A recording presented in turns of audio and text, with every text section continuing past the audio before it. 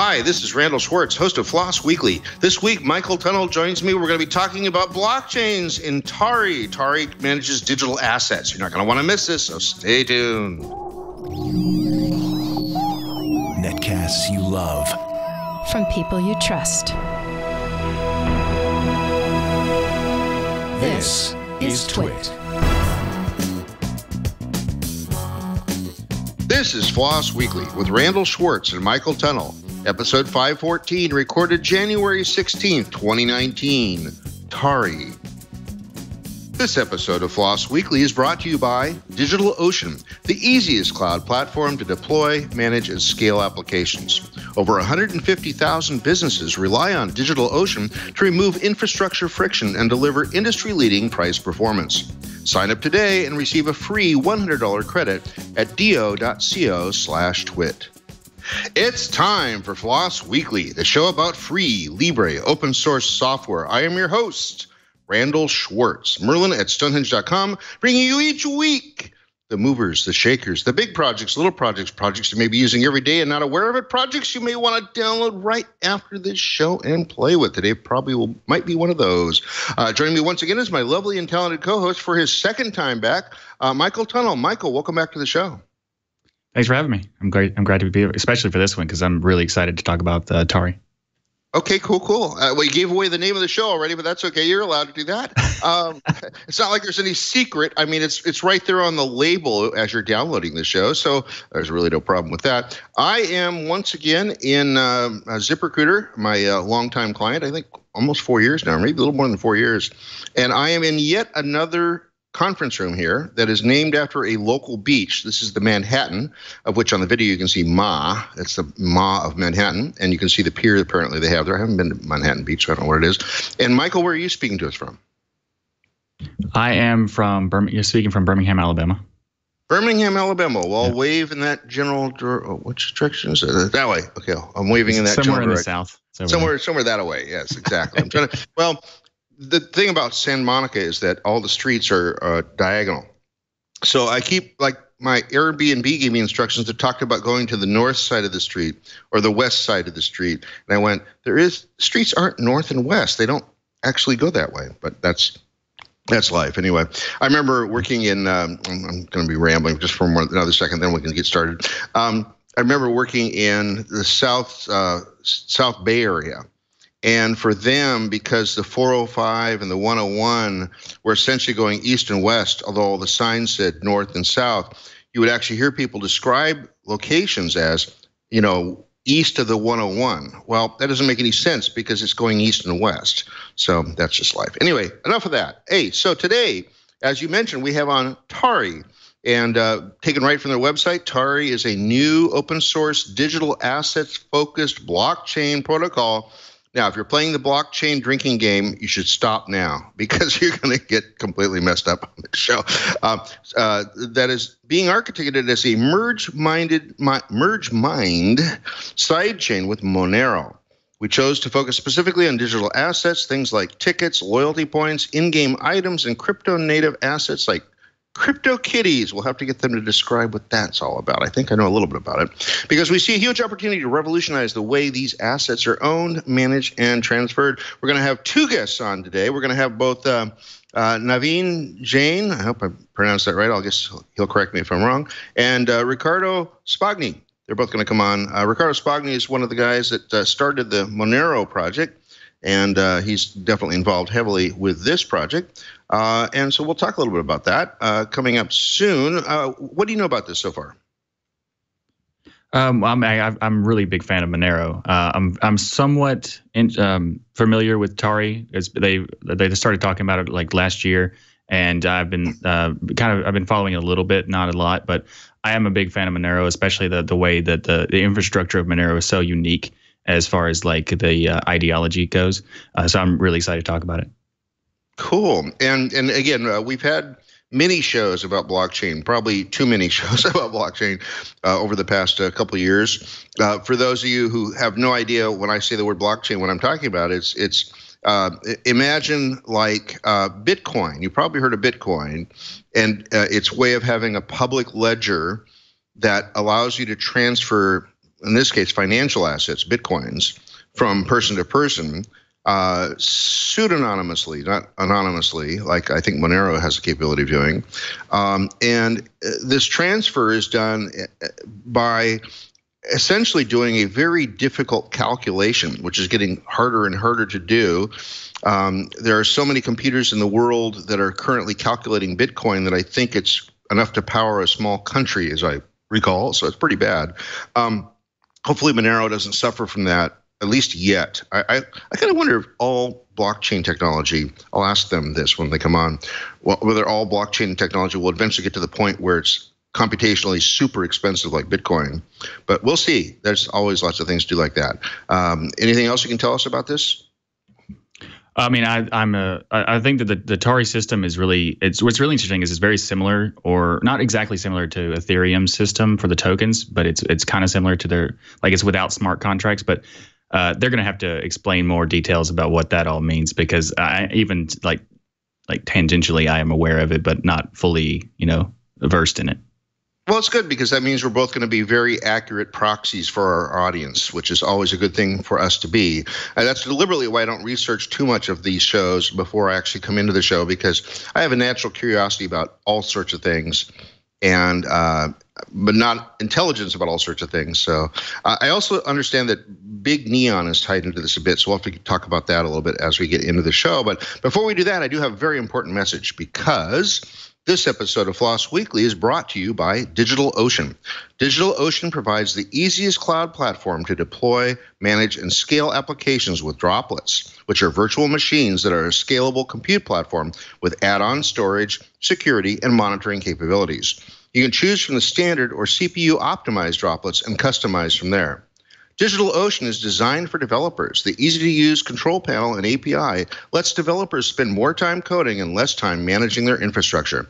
Industry-leading price to performance. Access the compute resources you need at the lowest rates, saving up to 55% compared to other cloud providers. And you'll always know what you'll pay per month with a flat pricing structure across all data center regions. Included at no additional cost. 99.99% uptime SLA. Cloud firewalls. Monitoring and alerting, full DNS management, global data centers, enterprise SSDs, easy-to-use API.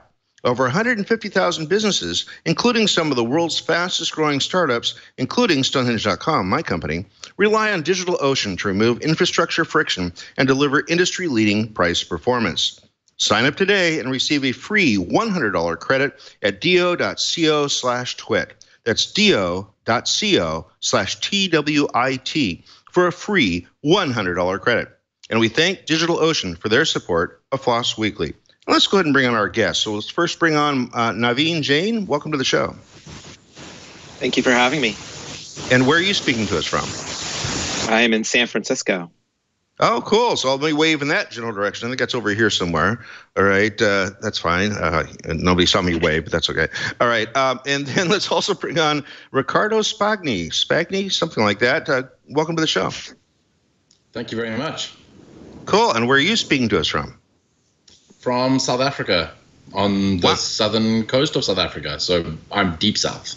Okay, let me see if I can calculate where that is. Probably over there somewhere. Hi, hello. I'm waving at you somewhere over there.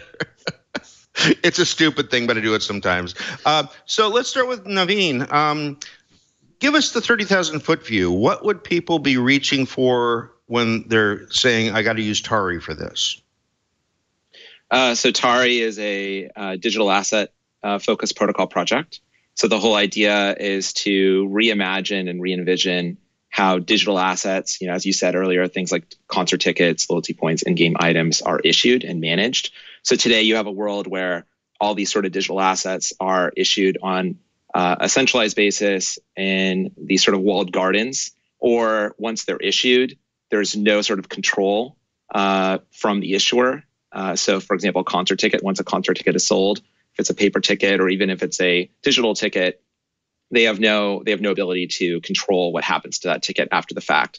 So there's a lot of really interesting business problems that can be solved if you use sort of a blockchain system as sort of the underlying layer. So for example, in the ticketing business, one of the biggest problems is the fact that the original economic participants in the sale of a ticket, so the venue, the promoter, the artist or team, don't benefit when their tickets are resold. That's like a $8 billion plus industry, ticket resale. So imagine a world where they could issue tickets, they could set rules around those tickets, say they want a percentage of the revenue every time the ticket is resold, and they could trust that the network will help enforce those rules. And then there are other issues like, having something that's truly digitally scarce is really valuable. So, you can eliminate counterfeits, eliminate double spend. And there's some other really, really cool things you could do from a business standpoint, issuing your digital assets on something like the Tari network. Yeah, there was a whole episode on NPR, I think on Planet Money, the podcast, talking about that, how Taylor Swift was actually producing tickets to guarantee a certain level of revenue and things like that. But, I mean, what's the problem with that? I mean, I go to Ticketmaster, which I can say out loud because they were a client of mine at one point, right? And a competitor of what you're doing. But and I buy a ticket. And then either I get a code or I get something I have to print out or whatever. And then I take that to the venue and I've got it. So what problem is this part of it solving? Well, so the people who take the risk to put on a show are the promoter and the artist and the venue. And so, you have this entire secondary market that's sort of proliferating out there. They're just not able to participate in that. So from their point of view, from the digital asset issuer's point of view, it would be great if they can participate. So today you have a situation where these secondary market sites where people trade concert tickets, for example, charge a really high fee. They charge upwards of 25% split between buyer and seller. How cool would it be if you could shift some of that value, some of that revenue from the secondary market back to the people who are actually putting on the show? The artist, the venue, the promoter, the sports team, these people that work really, really hard to put on an incredible show, in our view, should be able to benefit from that. So at the end of the day, the idea of someone who's an intellectual property owner, whether it's a game publisher or an artist or whoever it is, they should be able to govern and control what happens with their IP, their work product. So really the idea is this sort of a system helps them do that. And then there's other things. So for example, I don't know when the last time you went to a concert, like last time I went to a concert, I get this barcode, this QR code. And once the show is done, it's useless to me. To me, I had an incredible experience. So it has a lot of intrinsic value, but that's it. So the cool thing about tokenizing tickets or tokenizing in-game items or whatever is you can do all sorts of things after the fact. So you could use the fact that you have like a token and you could use it for attestation. So now you can say, I want to talk to people who saw 2 shows or went to 2 concerts at this venue or, did these 2 actions. And I want to offer them something. So maybe it's a streaming service or something that wants to target people who really love a certain genre of music. And now you can like cryptographically prove. You can say, hey, no, I actually am a huge fan. And I've been to the shows. Here's the stubs. So I think there's lots of really interesting things you can do with a system like this that you can't do in sort of a traditional environment. Of course, it's already raising the hair on the back of my neck about privacy issues. Won't you? Since this is a public ledger that's going to be describing that I went to a Taylor Swift show, why? If anybody could figure that out, why am I not revealing unwittingly some things about me? Well, so first of all, we care deeply about privacy. So it comes down to how the system is being architected. So I think Riccardo can speak better about some of the ideas that we have about how to architect the system. And just to be clear, something like an attestation is entirely user governed. So it's not like some streaming service is going to go and have this giant database they can target people in some particular way. It's more of, hey, you can prove that you did something if you choose to, right? So it's not sort of like a giant Big Brother-esque marketing engine that's being created. It's more of saying, hey, I've done these things in my life. I have all of these tokenized tickets or whatever, in-game items, assets, collectibles, whatever. I have all these wonderful things. And now I can, if I choose to share that information that I have these things, I can. So it's more of a user-centric, user-focused methodology, not a Big Brother methodology like, we sort of have today. Cool. And what's your relationship to the Tari project? So I'm a co-founder of the Tari project along with Riccardo and Dan. Okay, so let's talk to Riccardo for a second. Naveen talked a little bit about the design and architecture of Tari. Can you tell us a little more about that and how privacy is ensured? Sure. So I'm a big believer in the right to personal privacy, and so some of the things that a lot of people aren't aware of is that a blockchain isn't inherently public. I mean, the data on it is public, but that doesn't mean that everything else is. So perhaps a good example is, imagine if you had a hash of a password. It's a strong password, it's a salted hash, and you made the hash public. If it's a strong hashing algorithm, it's kind of not a big deal, especially if it's a strong password. And so you don't mind storing that data publicly because no one, presumably, ostensibly, can go and crack that. So a lot of the design and architecture that we're playing around with follows the same pattern. So, let's store a Merkle root of a piece of information instead of storing the raw information. And then let the person decide and govern what access is given. So Naveen gave a good example of attestations. And I think a counterexample to that is, how does it work today?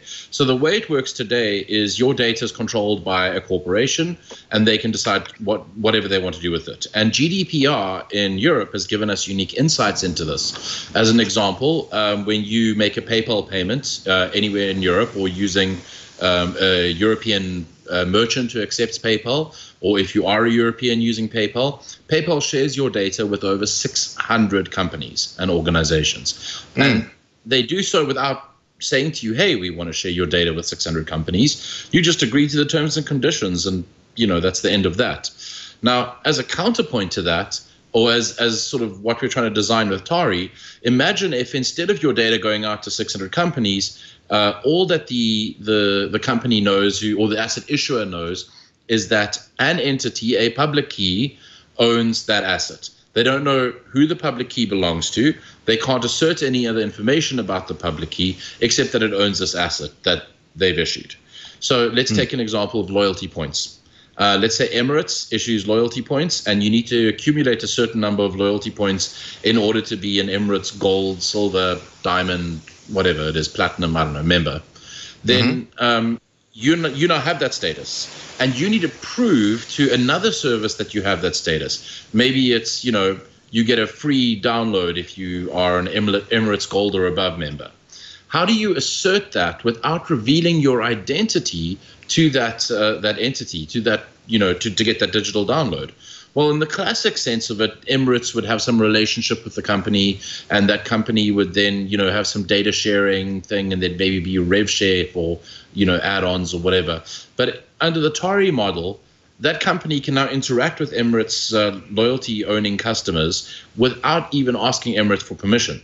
They can just say, hey, we want to assert that you are an Emirates Skywards member, and that you own 70,000 loyalty points, 70,000 miles, whatever it is. And then then in Tari, it'll pop up with a little message to say, hey, do you want to, this website is requesting this piece of information. Do you agree to share it?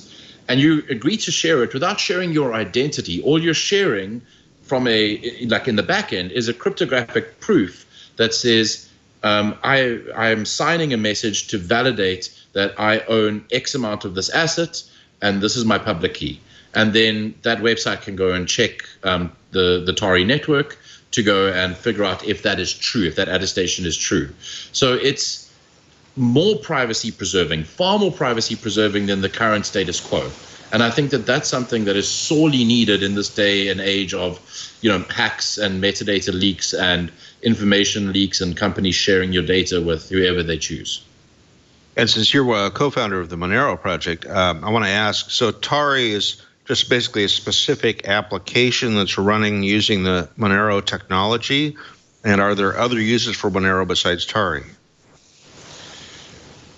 That's a great question. So just to clarify, I didn't start Monero. I didn't found it. The guy that started Monero is a guy called Thankful for Today. And I was one of the original 7 people that took over the project when he ended up being a not-so-benevolent dictator. And and I've been. We may have to get into that later. Cool. I've been the lead maintainer since 2014. So, this sort of podcast is very close to my heart, having been deeply involved in being part of a FLOSS community, but also being in that sort of position where you have to manage the children, manage the eggs very, very neatly. At any rate, to go back to your question, so yes, Tari's built on top of Monero. There are various ways of building things on top of Monero. You can build things on top of Monero's transactions. That's one way of doing it. In which case, yes, you leverage Monero's privacy. What we're doing at Tari, or what we hope to do at Tari rather, as the project evolves, is to leverage Monero's security model.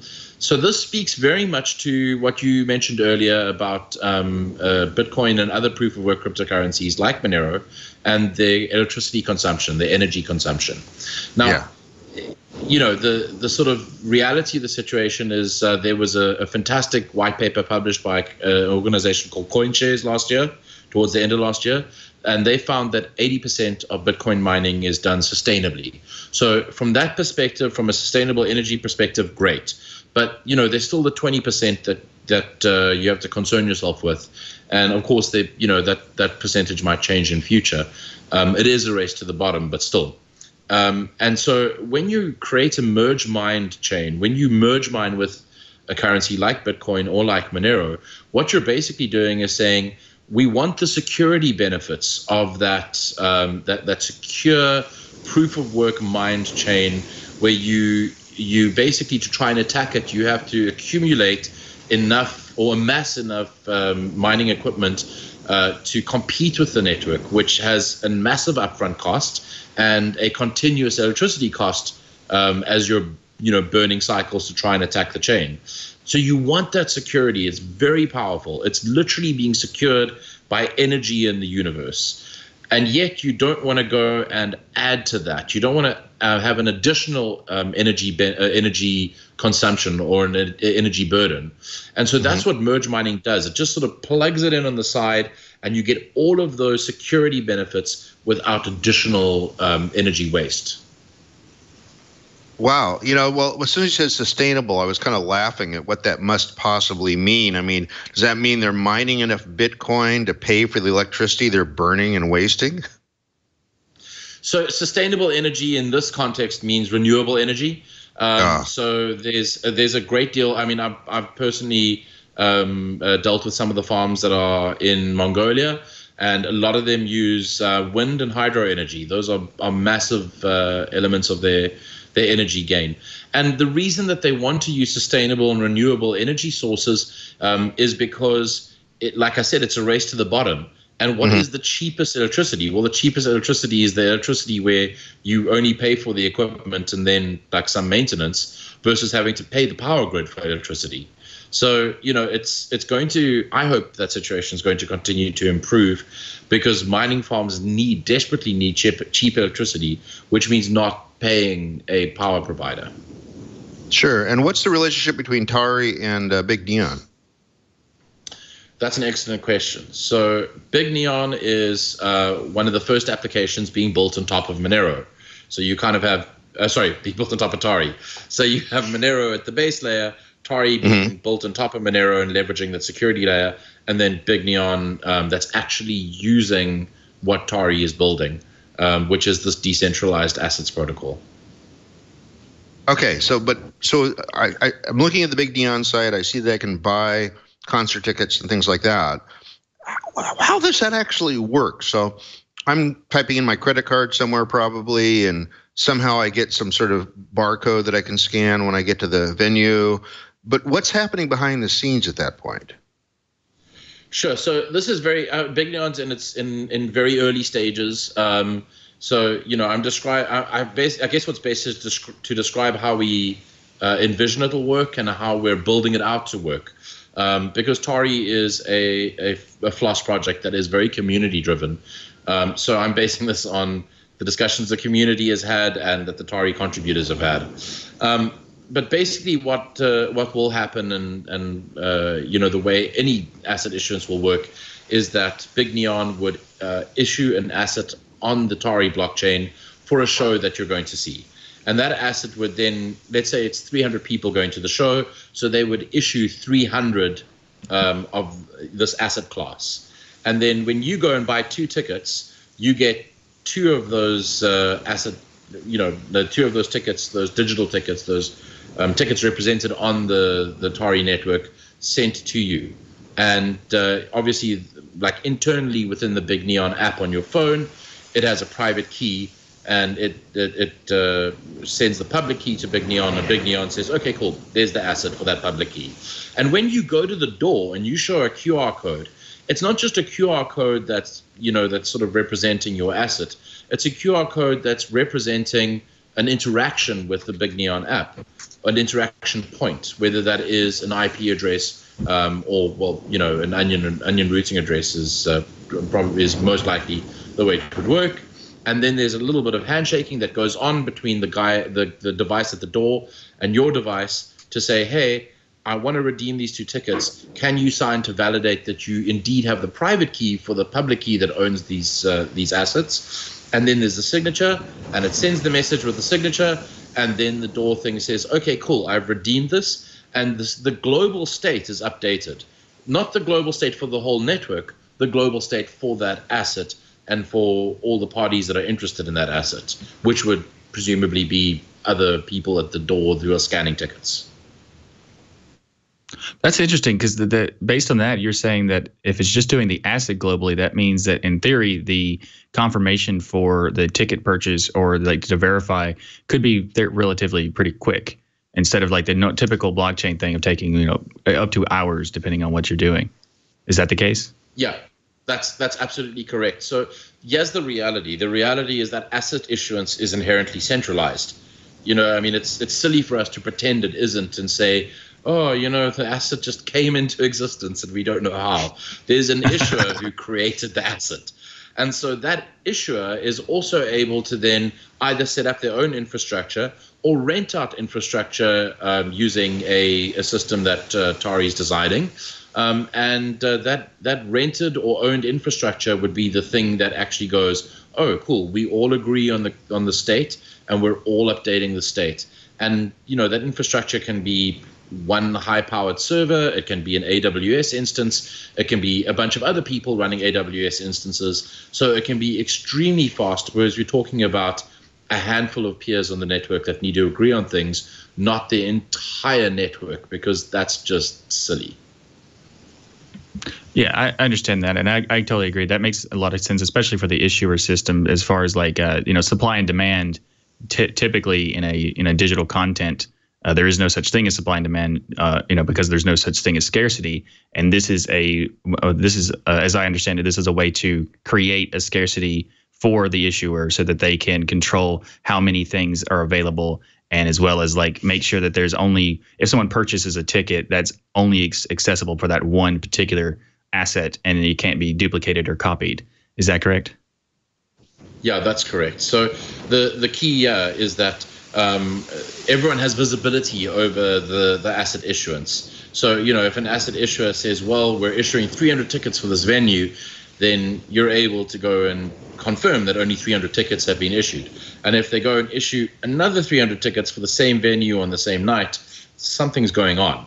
And that, being able to observe that and obviously raise the red flag is the thing that keeps the asset issuer in check.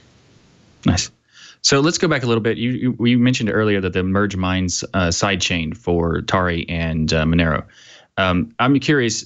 So some of my favorite things about Monero is the security model and the privacy model. So does Tari utilize the same models that Monero offers, since it's based on the same the same technology, or is there like a different implementation? Like for example, how important? Because in some cases you would say that it would the privacy could be more lenient on, say, like a ticket sale or something. Yeah, so I think there's 2 different aspects here. There's the base layer of Tari has its own token, which is required to pay fees and to do things like rent resources and so on. And the reason for this is obvious. You can't transfer a ticket from one person to another and pay the fee in tickets. That just doesn't make sense. So there's a native token. And the native token is also the thing that merged miners get rewarded by. And you obviously, like, one of the big things that was happening when we started thinking about Tari was Mimblewimble. Mimblewimble had dropped, and I was super excited about it. This is like, day 1, day 2 after the paper gets dropped. And I'm like, busy processing it and ingesting it. And I'm like, wow, this is really cool. It's a completely different set of privacy. Privacy in Monero is, not perfect. But and in Mimblewimble, it's not perfect either. But in Mimblewimble, it's a different set of privacy assumptions and privacy compromises than in Monero.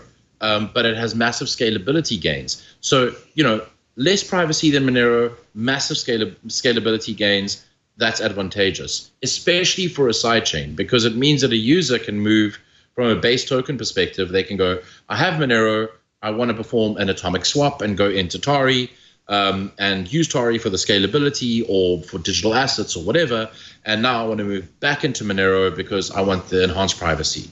That ability to move back and forward between both chains that have very strong privacy, but just sort of different trade-offs, I think is a very, very powerful system and a big advantage for Monero. Okay, so that makes me, you're saying about the atomic swap back and forth. Does that mean that the value of an individual token on Tari is related to the value of Monero coin? Yes. So, atomic swaps are interesting because you're able to move effortlessly between chains, but there's still a price discovery mechanism, right? Somebody has to own Tari and say, I'm willing to trade Tari via an atomic swap for Monero. And so there's still, even though it's done via decentralized or in a decentralized way, so like via DEX, that's all baked into the atomic swap process, you're still effectively having to do price discovery on the Tari price against the Monero price. Oh, okay. So speaking about atomic swapping, is there any work on trying to make connected with Lightning, for example? Yes. So one of the big things that we've been doing, we set up a blockchain incubator in South Africa called Tari Labs, and Tari Labs is obviously, the hint is in the name. They're going to be contributing to Tari and to the Tari ecosystem as well. And so one of the things that we've been working on at Tari Labs over the past few months has been contributing to Rust Lightning, which is Matt Corallo's implementation of Lightning in Rust. And the idea behind this is, this is going to take a while, but the idea behind this is to, over the course of the next year and a half, 2 years, however long it takes, bring Lightning to Monero and bring Lightning to Tari. Because instead of going and reinventing the wheel and trying to figure out how to do atomic swaps between the two chains and how to do, the DEX and yada, yada, yada, we think it makes a lot more sense to just go and offload that to Lightning, because there are already a bunch of really smart people that are figuring out how to do atomic swaps, how to do price discovery, all of that good stuff over Lightning. And if we can plug Monero and Tari into Lightning, then boom, atomic swap solved. Nice. So Naveen, I'm curious, as far as with the asset system, would it be would there be some kind of reduction for a loss of a middleman structure? Like if you were to sell issue your token or your Tari through it, and not to worry about the middleman fees that Ticketmaster takes. Is there any kind of infrastructure there? Yeah. So, one of the really cool things that we're doing is, all the software that we're contributing to within the Tari ecosystem is open source. So one of the things that we think is really interesting is if you're a venue owner, maybe you own a sports team or whatever, a league, whatever it is, you could choose to fork Big Neon and sell tickets yourself, right? So, at the end of the day, what service is being provided and who wants to do that service, right? So there's a customer service requirement, there's infrastructure, payment processing, all these various capabilities that typical ticketing companies provide. So our point of view is, how cool would it be if there was a truly enterprise grade, really world class totally open source ticketing system that is built to leverage the Tari network.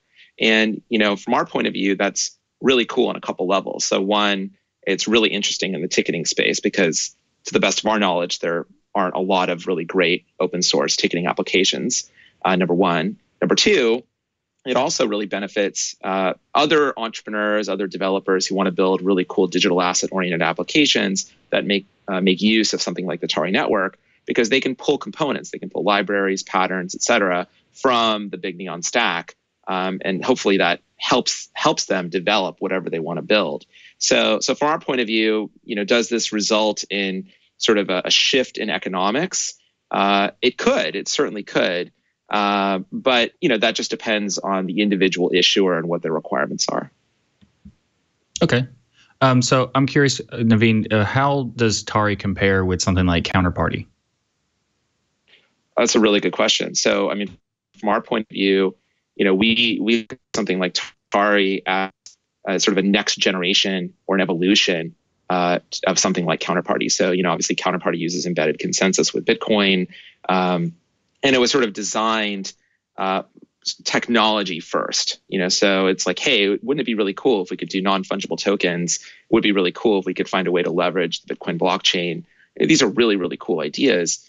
But from our point of view, the best way to really build something useful is to start talking to digital asset issuers on the front end, concurrent to actually developing the system. So I think one of the things that makes the Tari project so special is that's exactly what we're doing. That's what Big Neon is. Big Neon is sort of an opportunity for us to say, hey, what are the requirements? What are the nuances, the needs of digital asset issuers? In this case, people who issue concert tickets. And then how does that relate to the underlying protocol, the trade-offs, the architectural decisions that the community is making with respect to the underlying Tari protocol? So we think that it's sort of it's just a different way of approaching how to develop something like this. And the goal is ultimately to create something that's really useful. And that's our point of view.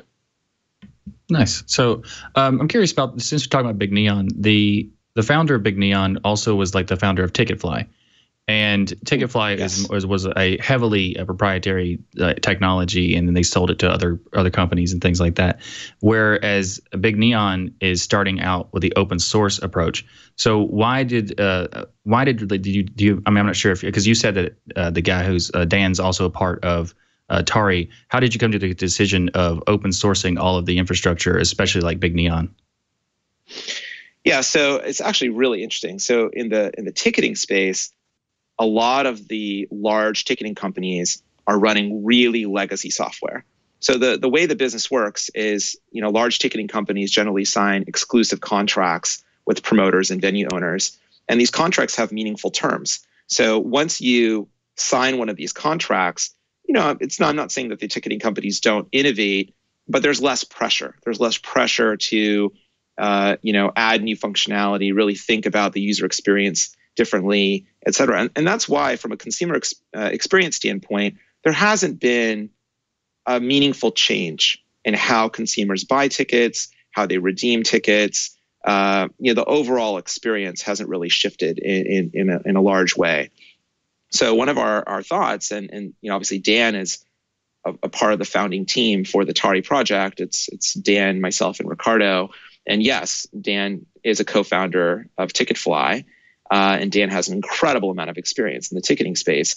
One of the ideas here is, hey, an open source methodology is really cool, because if you're a large ticketing company and you have a buy versus build analysis decision, you're like, okay, well, I'm dealing with all this technical debt. I have this proprietary software. Do I want to rewrite it? Do I want to refactor it in some way? What do I want to do with this?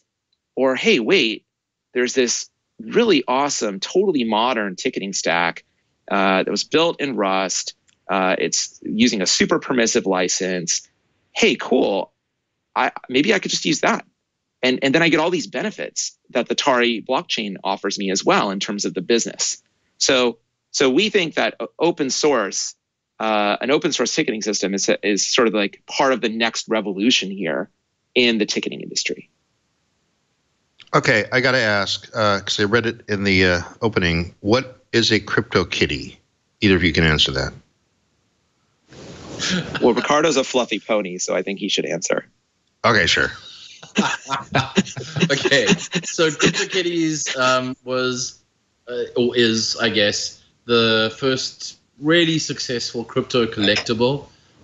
So it's issued on a blockchain, and it's a silly little game where you can, like, you buy these kitties, and then like they breed with each other, and there's like a whole evolution thing.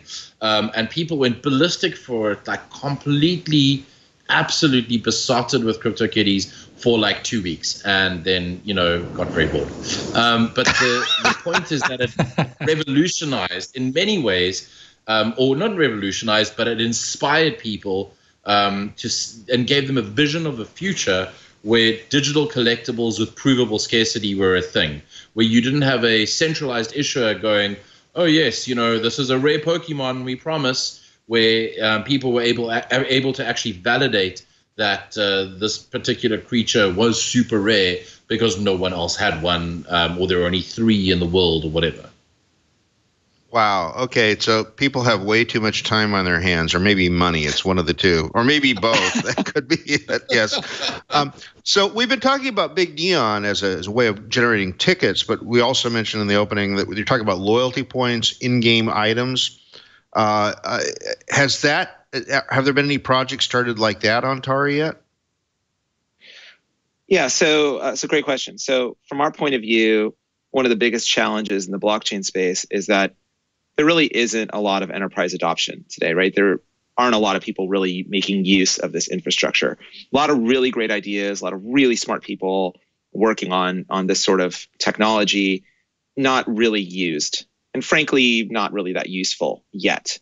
So our thought was, hey, wait, we have this idea for how to build something like Tari. Okay, that's cool. We're collaborating with the community. There's a community that's forming around the Tari project. A lot of really interesting people are collaborating on developing this thing. But how do we actually convince digital asset issuers to make use of something like this? So from our point of view, it's, how do you earn trust? At the end of the day, that's just really important. No one's going to use something if they don't trust it, and if they don't understand how it's going to actually benefit them. So one of the things that's really important about the Big Neon project is from our point of view, it's a way for us to earn trust. It's like, hey, here's a real business. It's a real business that is selling tickets, issuing tickets on the Tari blockchain for concerts that you can go to. You can buy tickets. You can see how the whole thing works end to end. And by the way, it's totally open source. So go look at the code base. You can see how the whole thing works front to back. Don't take our word for it.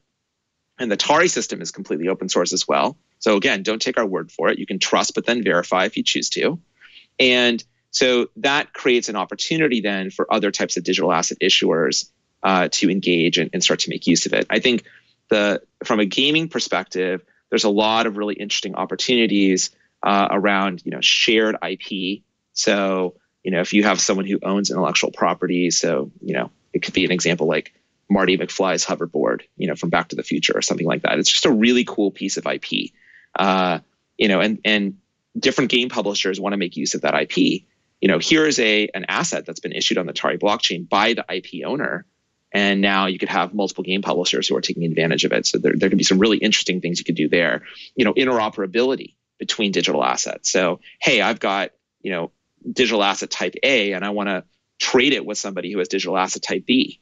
So there's all sorts of really interesting things that a system like this can enable that today we don't really have. And then the final thing that we think is really important with a system like this is this idea of giving people more ownership. So right now, if I buy a ticket and I get a paper ticket in the mail, I feel like I own it, just like I feel like I own a baseball card or, whatever. Mm-hmm. When I buy an in-game item, it may be a license. I don't really own it, and I can't take it out of that ecosystem, right? I can't do anything with it outside of the closed, marketplace. Well, what if there's a way for the consumer to actually feel like they own something at the same time, while there's an opportunity for the issuer to set rules around that item so they feel like they have the control too. So you kind of get the best of all worlds. And we think that's a really, really unique opportunity. And that's one of the things we're really excited about with respect to the Tari project. Does that mean you could use this? I'm just thinking out loud now because it's amazing. Does that mean instead of paying with my credit card to all these different vendors for all the software that I've had to purchase, because amazingly enough, I actually buy some software too. I don't just run open source stuff. So does that mean that could all have been sent through Tari to verify ownership and identity? Sure. I mean, there are all sorts of things you could do. So, you gave a software example. Riccardo gave a loyalty points example. I'll give you an example of something that just happened recently. I have status on an airline, and a lot of the airlines have status matching programs. So here's the process today. Okay, here's an email. Here's an obscure email at the airline, and you have to take a screenshot of you log in to the other airline where you have status. You take a screenshot of the page that proves that you have the status, right?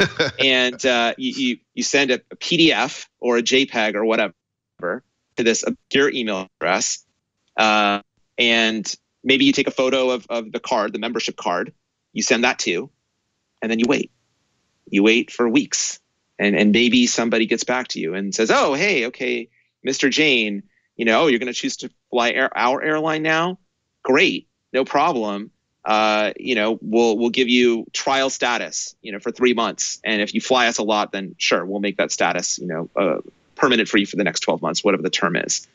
Imagine what Riccardo said at the beginning of the conversation as the process going forward. It's like, no, as a consumer, I want status on this airline. I want to prove to them that I'm a great customer for them.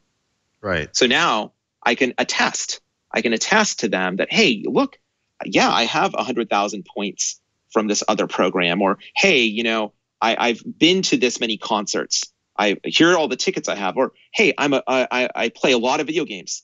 I've spent a lot of money on in-game items, or hey, I have a bunch of software licenses, or whatever it is, whatever the heck it is, whatever's being issued. Now, me as a consumer, I can choose to attest, that that's the fact. And it's cryptographically proven, right? So there's a lot of really interesting ideas here in terms of changing user behavior, changing how companies interoperate, how you prove things. And I think there's a lot of really interesting opportunity here with something like the Tari project. And I'm a heavy Second Life user now, although it's kind of weird. I got my brother into it about 13 years ago. Then I went away from it and only just started back again a few years ago. But one of the things that's there is there's this in-game currency called Lindens. But I'm just thinking that, the what's the company that runs Second Life? Linden something? Linden Labs. The tomorrow they could say, no, you don't have 70,000 Linden dollars over there. You have 3,000. And there's no proof for that. There's no way I can claim that. Could Linden replace all the back end regarding the math on Lindens and the exchange of that in game and the exchange of that in and out of real currencies? Could they replace all that with Tari? Totally. So, I mean, at the end of the day, Tari has an issuance model for the Tari token, and the Tari token has meaningful usefulness because it's something that digital asset issuers have to use. They have to pay in Tari in order to issue digital assets. They need to pay to validate rule sets around digital assets. Obviously there's payment to miners for securing the chain, Monero miners in this case, as Riccardo mentioned earlier. There's a lot of usefulness around this idea of a Tari token. But yeah, sure, you could have a game publisher who wants to issue their own in-game currency also on the Tari network, and they want to be able to prove to their user, their consumer, that there is a finite supply. So you can absolutely do that, with something like Tari for sure. So that's great, because it actually kind of sounds like there's a possibility that one of the most annoying things in software, just acquisition, I guess, is the horrible activation server concept. So in theory, this sounds like Tari could be utilized as an activation server. So you could technically buy proprietary software, but not have to worry about whether this company still exists for this activation service to still be there, and just hope, cross your fingers that it still exists, kind of thing. Would that kind of thing work on Tari? Totally. That's a great idea for sure. Why not? right? As long as the software can validate, this is true on the network, and you actually hold, your private key, then sure, why not? Awesome.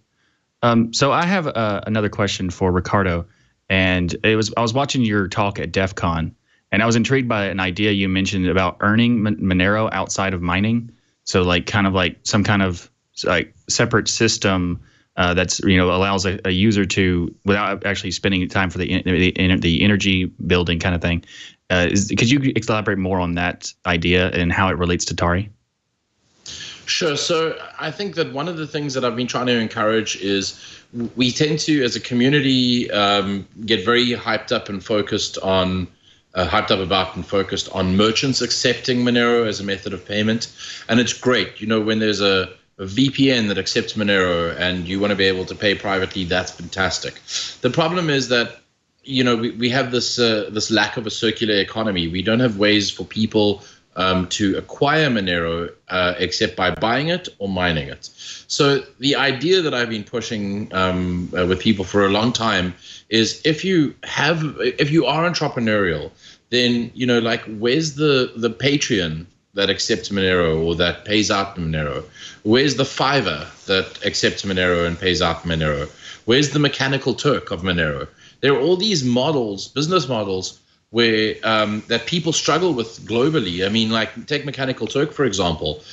You've got a bunch of people all over the world, particularly in India, that use Mechanical Turk. And if they get paid out into a PayPal account, they really struggle to take that money from their PayPal account and turn it into money in their bank account or into cash, because the cash economy in India is massive. But going from Monero into cash is a lot easier. You have local Monero, you have a bunch of Bitcoin ATMs that accept Monero. So sort of going in and out from crypto to cash is relatively simple. But there's not an equivalent service where people can go and sign up and say, hey, I need a small piece of work done, and then there's people that are willing to do it for a couple of bucks here and a couple of bucks there. So it wasn't something that was sort of inherently built on top of the network. It was more an idea about hey, if you are entrepreneurial, if you are a person who likes building things, then why don't you take a look at building a service like this? And we've seen with the Monero jobs subreddit and local Monero and so on, there's a global community of people interested in using Monero in any way that they can. And I think that even if a service is really early and doesn't get a ton of traction for a few months, it's still got a global audience that it would appeal to. Nice. That's actually something that I'm kind of interested about. The idea of it's similar. It sounds similar to kind of Brave does their BAT system, and you could do it's more of a Brave system that is sustainable and repeatable.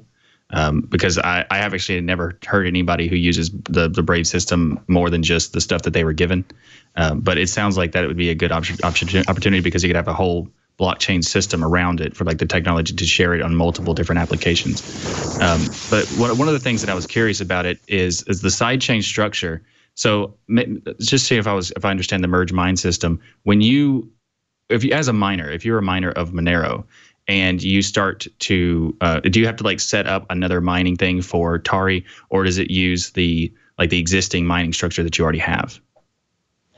Yeah, so the two things would need to change. The mining pool that you would use would need to support merge mining with Tari, and the mining software that you use would need to be able to do both proof of work hashing algorithms. So it would be a matter of you're an existing miner. You make sure you're pointed at a pool that supports it, and you switch to mining software that's able to do both of the POW algorithms, and off you go to the races. From a mining perspective, you don't care what's happening in the background. It's just great that you're getting a bunch of free Tari along with the Monero that you're getting.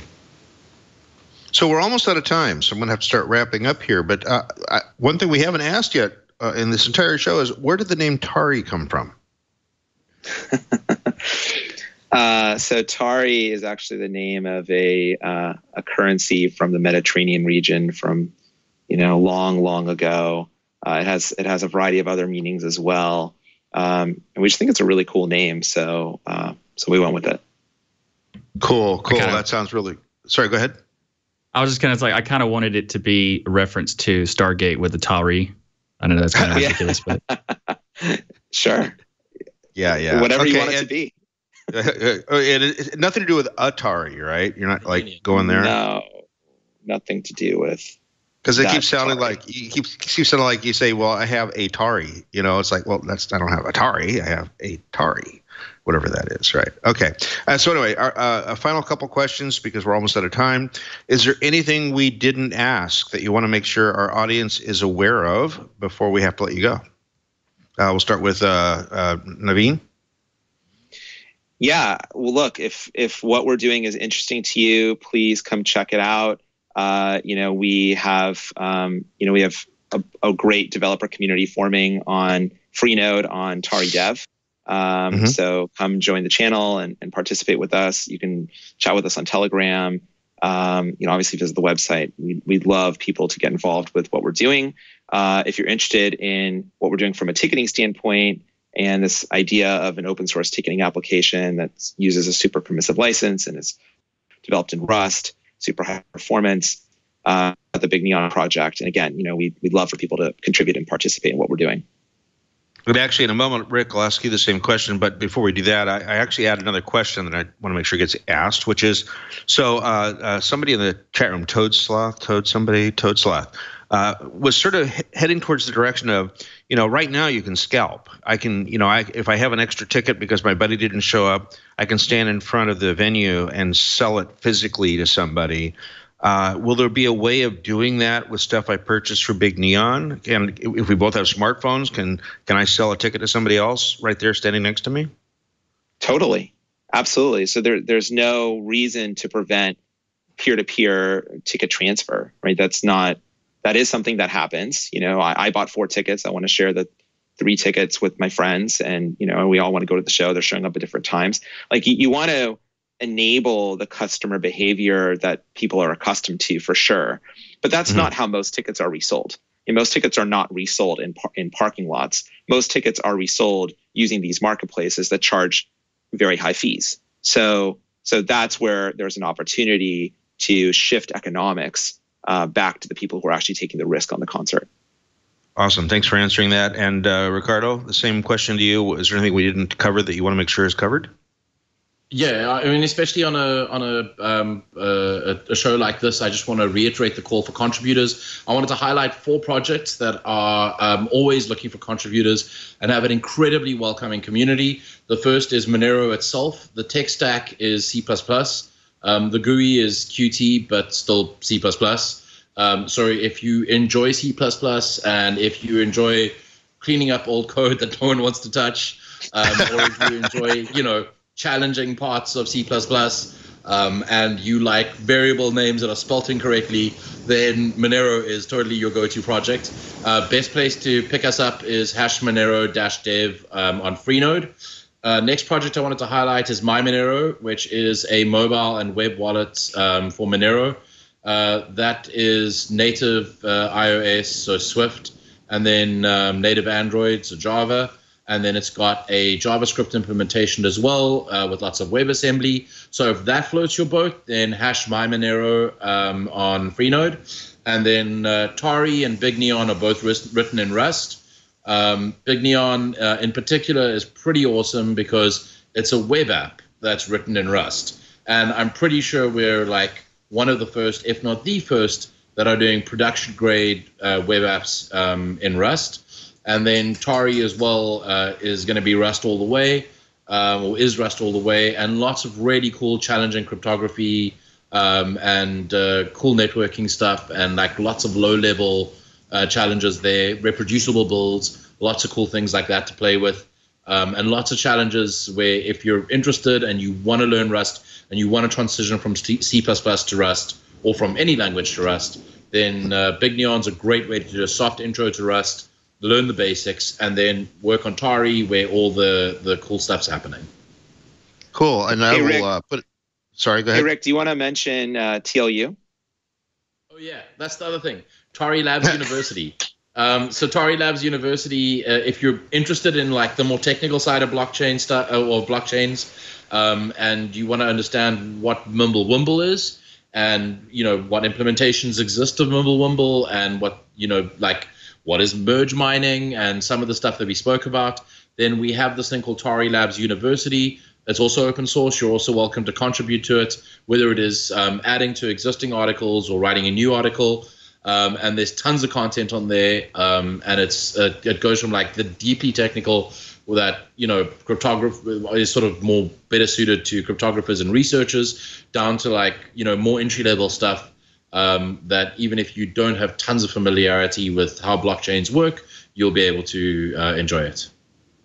And may I also suggest, because I have a personal interest in this, that if you are building a new greenfield application that needs to be on iOS and Android and possibly pieces of it on the web, that you really look into Flutter and Dart, definitely making a huge impact in the world. So check that out, because then you can write the code base once for both iOS and Android, and you can share pieces of that with your web app in Angular Dart. So take a look at that. Two more questions for both of you, and again, we're almost out of time, so we're going to go quickly here. Favorite scripting language and favorite text editor? Riccardo first. So I'm a huge fan of JavaScript. No, I'm kidding. Mm-hmm. I'm not. What? I was about to say that's the first. You had me for a second there. Actually thought you were real. No, not a chance. Python.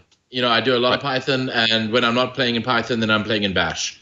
And favorite text editor is BBEdit on Mac, and if I'm on the command line, I used to be a VI guy, but now I'm Nano all the way. Please don't kill me. Okay.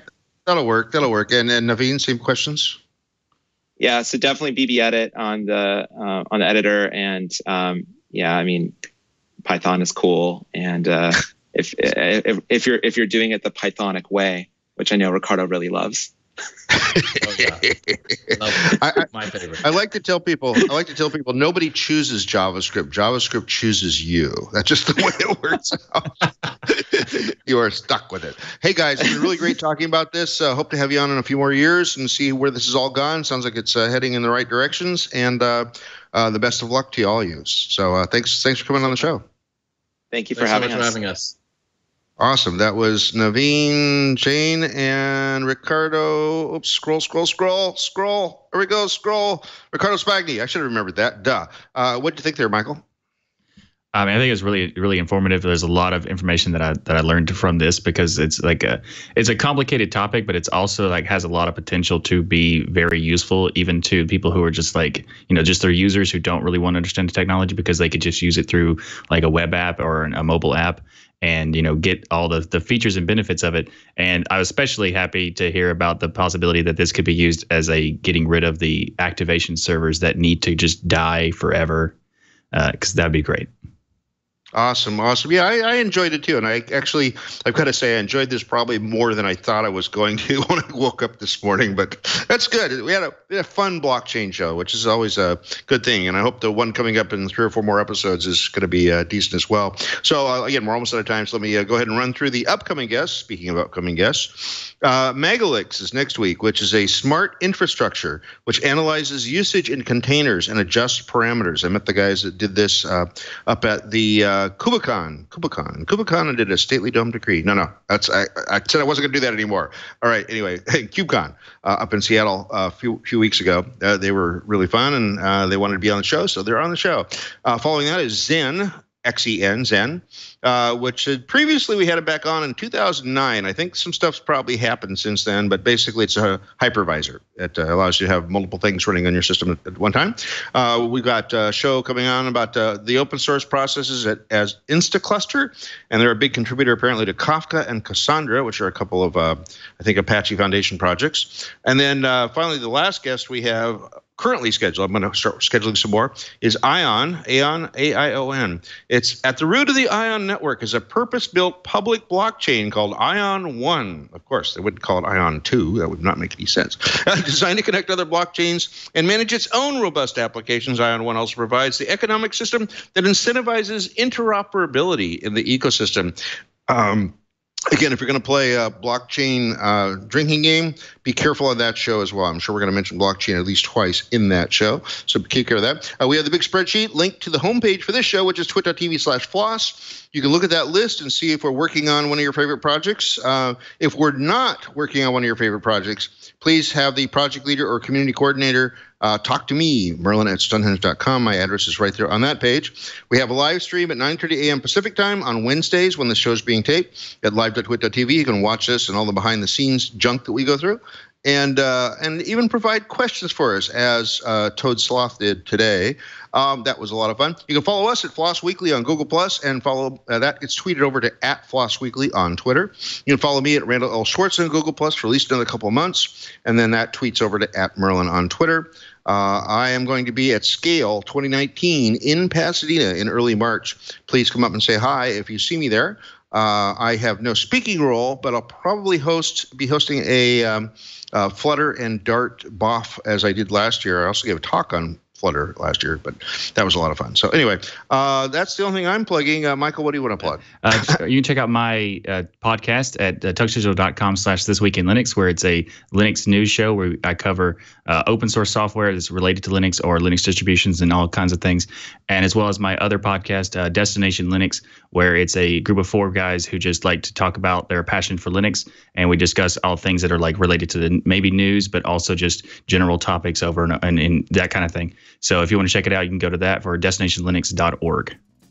Cool. And thanks once again for joining me as a co-host. And I expect to see you back as often as you can make yourself available, because you do a great job as a co-host. So that's really, really fun. Otherwise, we're at the end of our hour. So we'll see you all again next week on Floss Weekly.